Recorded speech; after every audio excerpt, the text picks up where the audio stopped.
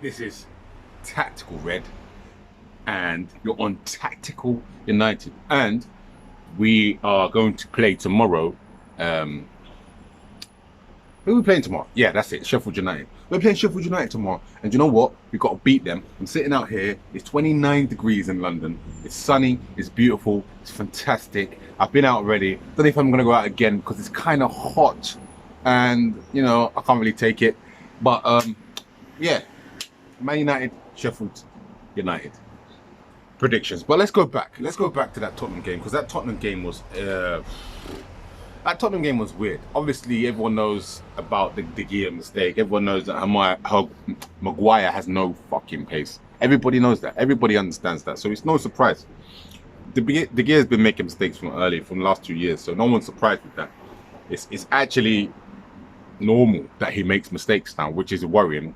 Obviously, you got a man like Solskjaer who doesn't want to drop man because he ain't got no balls to drop anyone. Like, he doesn't want to upset anyone, and he should have been dropped like January, February times when he made a few mistakes then. But obviously, he doesn't get dropped because Solskjaer ain't got the balls to do that. That's why he's not a manager, as everybody knows how I say it before. You know, but end of the day, I'm on my balcony, by the way, so you're gonna hear a little bit of external noise. Sorry about that, but you know, I've got to get some sun here. Sometimes it's good to change it up and flip it up. But you know, at the end of the day, you know what? We need to consider the game, because personally, me, I wouldn't have given him that 350 grand a week. No chance. I wouldn't have given him 350 grand a week. He's a goalkeeper. For me, goalkeepers aren't that important. Like, they're important to a level, yeah, but 350 grand a week important? Hell no. Like, how can you make him our highest paid player when he's a goalkeeper? That makes no sense. It makes no sense. Like, it doesn't make any sense to me. It makes no sense whatsoever. Maguire, like, I've never been Maguire's biggest fan. I've never really thought he was that good. He's okay. He has good games, but do you know what? At that top level, nah. I'm not playing Maguire. At that top level, I'm not playing Maguire, because you know what? That lack of pace in the modern game is important. Like, that lack of pace is important. Okay, but if you don't have pace, what should you have? You should have excellent positional sense.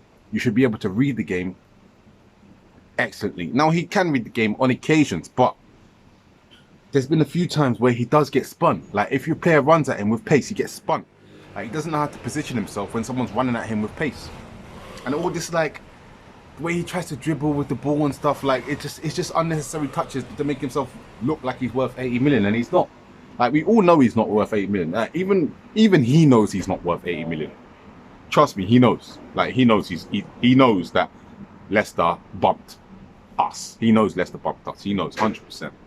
You know, the way I see with that Tottenham game, time and time again, and I'm gonna say it time and time again. I've been saying it from like these times last year. Like, if you go check my videos, if you scroll all the way back to June, and see what I said about Daniel James. I've been saying he's crap. I said he's crap when we signed him. I said he's crap when we played for him. When he was even doing good for those first 4 games, when he scored 3 goals in 4 games, I still was like, nah. Like, Daniel James is basic. He's so basic. I can't handle the basicness of the way he plays. There's no technical ability. There's no thought. It's kick and run football. It's what you do in like high school, middle school. Kick and run. Like, there's nothing to it. Yeah, he's quick, but like, he's basically his best position is basically wing back. Like, if he's playing 3 at the back, he should be a wing back, because he can get up and down that right hand side or left hand side and cover the ground, because that's all he can really do, cover ground. He's not a footballer. He's not a baller. He's just an athlete. He's got some ability to try and cross it, but it's just he just does basic things, like just puts the ball in basic areas, just does basic crosses, doesn't even do skills. He doesn't even have skills. He's the most basic player I've seen at Man United. I haven't seen anything like him before at Man United. Like, I remember we had players like David Bellion. Like, I think David Bellion is better than Daniel James. That's how basic he is. Like, it's just crazy. For me, it's crazy. For me, it is absolutely crazy why he's playing in our team. It's madness. It's a madness. Honestly, it's a madness. But, you know, Ollie picks him. Do you know why Ollie picks him? Because Ollie signed him, and Ollie doesn't want to be seen to be making mistakes. So he's going to continue to play him. He's going to continue to play him most of the time, because he wants to have this perfect record of signing players, he always refer back to that.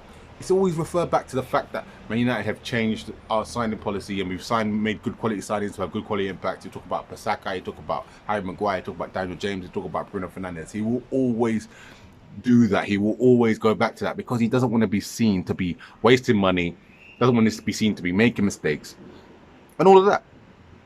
And you know what, like Harry Maguire is okay, Wan-Bissaka, he's okay, but again, like Wan-Bissaka can develop, but you know the unfortunate thing for most of the players that we have, players like Greenwood, for players like Daniel James, even players like Maguire, players like, you know, Rashford, like these types of players that still have development in them, still can get better. You can see that they can get better. The problem is with these players is that we have terrible coaches. Terrible. And I will continue to keep pushing this coach thing down everyone's throat until these coaches are gone, because we have terrible coaches. Our coaches are rubbish. They are rubbish coaches. We don't have good coaches. We don't have good coaches. All our coaches are like Mick Phelan, Kieran McKenna, Michael Carrick, and then Solskjaer. Like, you know, the funny thing is with David De Gea, the funny thing is his form has correlated with the fact that we've changed our goalkeeping coach. Also, his form has dropped ever since he said in the Newcastle game, which was probably October, September, when he said something about this is the worst he's ever seen it at Man United. Since then, he's never become the captain, and he got stripped of the vice captain because Ashley Young was captain and he was vice. Stripped because he said something about Oli or something about how poor it's been. So, you know, these two things like can affect a guy. Like, I'm not saying it's all down to that, but what I'm saying is it has an effect, and Oli is affecting him. It's definitely affecting him 100%. But our coaches are not developing our players. Wan-Bissaka is still doing the same thing he was when he first came. Daniel James is doing the same thing he was when he first came. Maguire hasn't got positioning. He doesn't seem to, like, he's good, but he doesn't seem to, how can I say, he doesn't seem to, like, he had to work out his area when it comes to tackling. He gets go, like, this is not the only time, like, people have run past Maguire. I know he's slow, but there's plenty of slow defenders that don't get run past like the way Maguire does. There's plenty of players, you know, and if you're going to have a slow player like Maguire, you need a fast player like Bailey to complement that. But no, we don't do that because he wants to stick with his Victor Lindelof, his, you know, his how can I say, his Viking brother, Victor Lindelof, and, you know, he wants to stick with him and play him every game with Maguire. When, like, we know, like, most Man United fans won't admit it.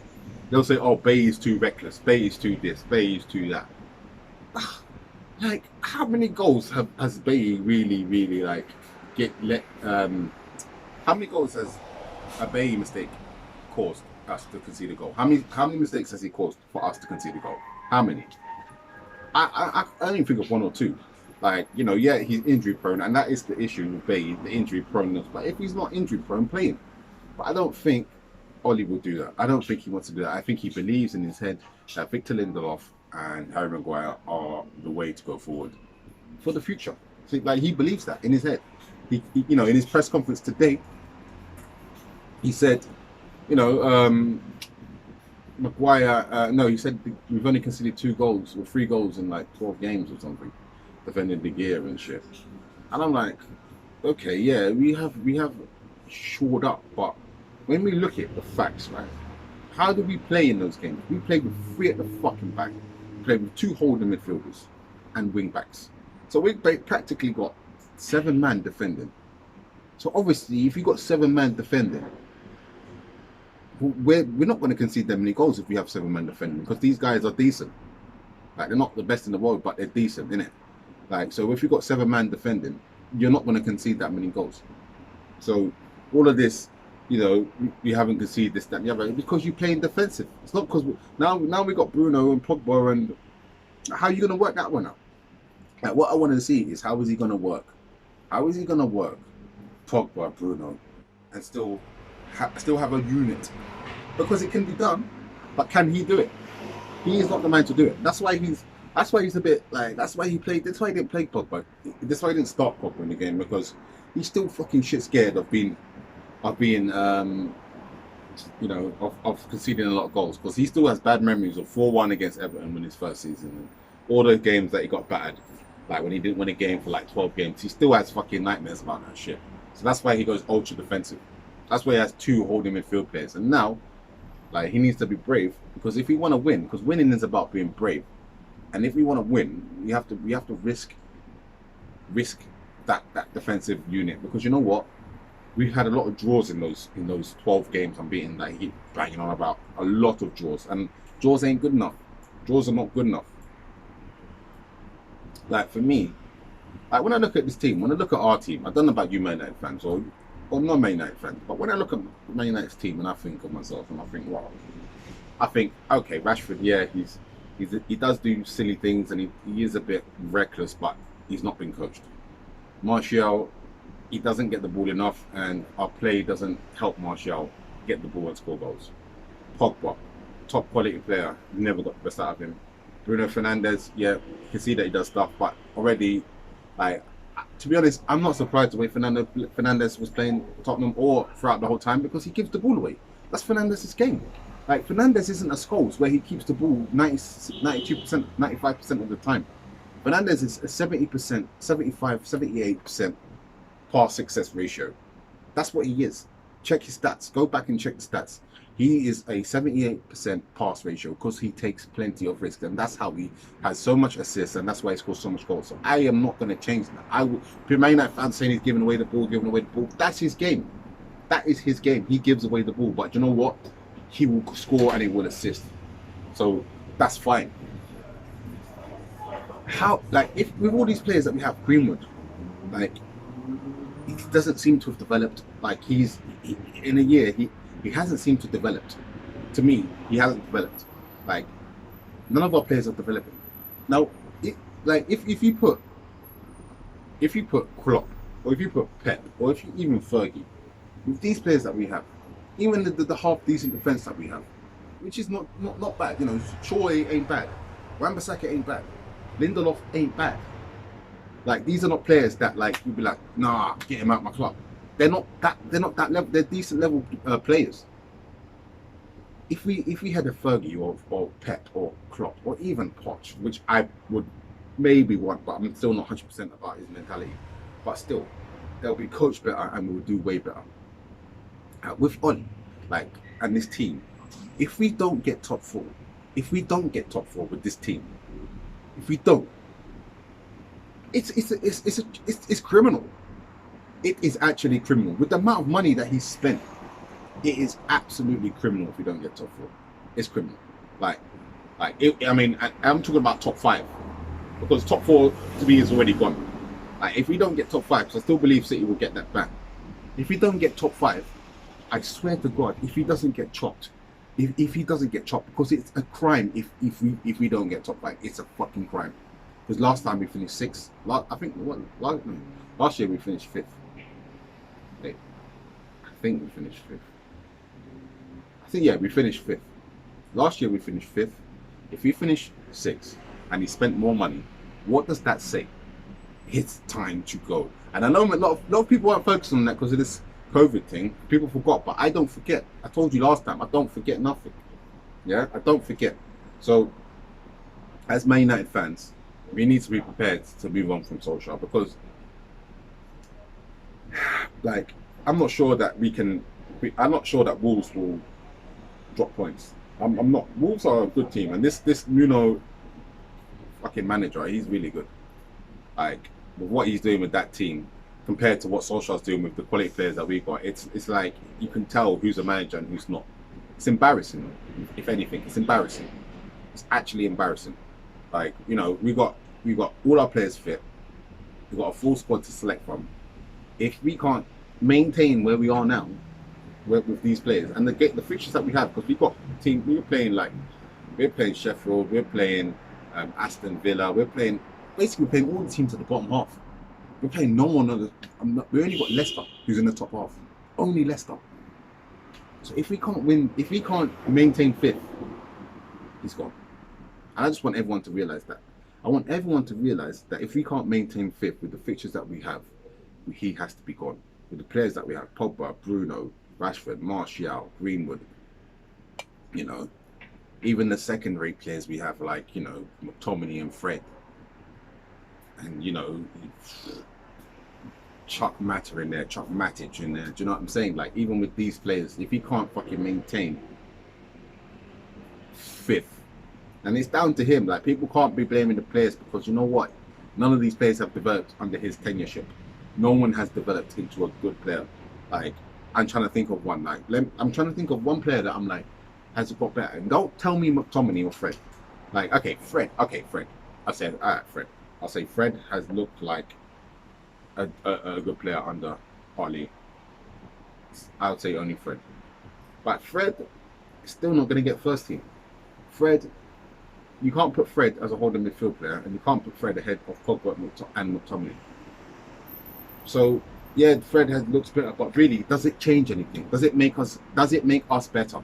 No. So developing Fred hasn't done anything. I mean, he's been good as a backup, but that's about it. So yeah, Sheffield United. Let's see what's going to happen. Let's see if, I mean, we should win that. Like, honestly speaking, the team that he plays will be very, very important. Like, the team that he plays will show us what he really feels about the players that we have. Like, this game is, I know it's Sheffield United and people are like, yeah, we should win, but check out the team he plays. If he plays McTominay, Fred, Dan James, Mata, which I think Mata might play, if he plays all these players, you know that he's only there to make everyone feel happy and confident, because McTominay and Fred don't need to play. McTominay's not a holding midfield player. Fred isn't a holding midfield player. We need to play Matic, Pogba, Bruno. Pogba and Bruno will create. Matic sits there, wing backs push up, Martial, Rashford. I personally will put Greenwood. Mata could play. I wouldn't be bothered if Mata played, but I don't want to see Dan James. I don't want to see him because he can't do anything, and it's been proven week in, week out. I'm going to depart because I have to enjoy the rest of my sunny day, and I know probably tomorrow I'm going to be pissed off watching Man United, but I'm still going to enjoy that sunny day too. So yeah, let's see what happens. Everyone, enjoy.